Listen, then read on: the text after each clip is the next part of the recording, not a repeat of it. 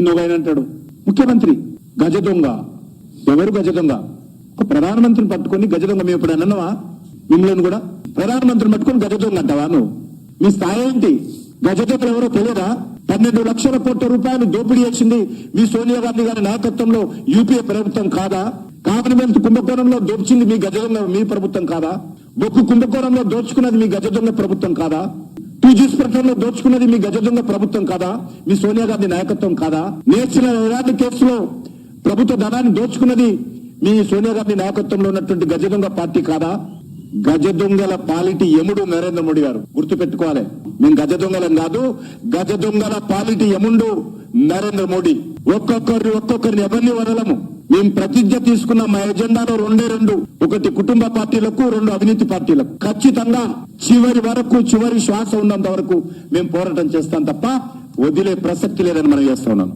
నేను ఒకటే అడుగుతా ఉన్నాను, మేము ఫార్మా సిటీ ఎత్తేస్తామని చెప్పావు కదా, మరి 15 రోజులలో ఫార్మా సిటీ ఎందుకు మళ్ళీ ఉంటుందని చెప్పాడో చెప్పాలన్నా. మరి ఫార్మా కంపెనీలు అందరూ కూడా వచ్చి కలవగానే మళ్ళీ ఫార్మా సిటీ అక్కడే కొనసాగుతుందని చెప్పడానికి మతలం ఏందో చెప్పాలి. ఇంత తొందరగా యూటర్న్ ఎందుకు వెళ్ళాడు? ఈరోజు అక్కడ ప్రజలందరూ కూడా ఫార్మా సిటీ ఎత్తేస్తారని చెప్తే ఊరూరా రైతులు కేరింతలు వేస్తూ పండుగ చేసుకున్నారు ముఖ్యమంత్రి ప్రకటన చూసి.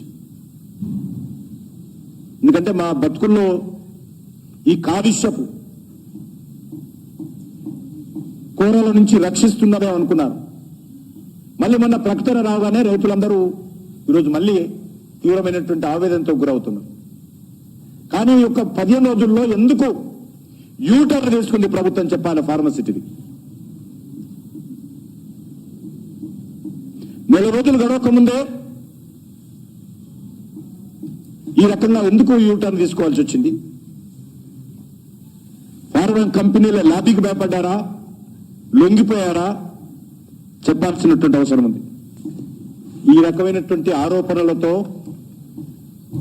భారతీయ జనతా పార్టీ నోరు మోయించాలనుకుంటే మరింత తిరగబడతామే తప్ప తగ్గే ప్రసక్తి లేదు. తెలంగాణలో మేము ఇప్పుడు అధికారంలో లేము.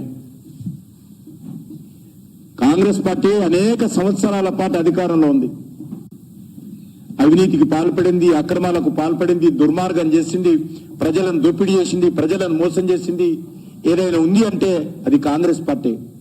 దొంగ గాని గజ దొంగ గాని తెలంగాణలో కాంగ్రెస్ పార్టీ, బీఆర్ఎస్ పార్టీ. వారిద్దరూ తోడు దొంగలు, వారిద్దరూ గజ దొంగలు. వాళ్ళు కావచ్చు, మీరు కలిసి పరిపాలన చేశారు.